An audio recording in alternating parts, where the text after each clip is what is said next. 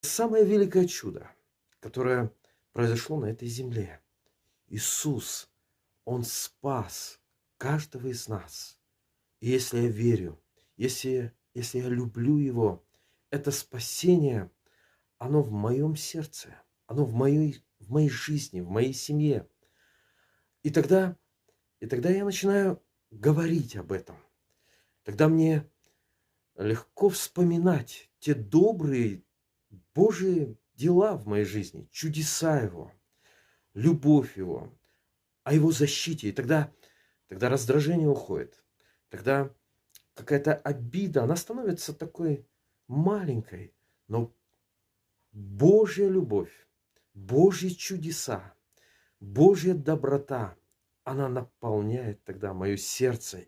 И я говорю об этом, я радуюсь, и мне легче любить, верить и надеяться.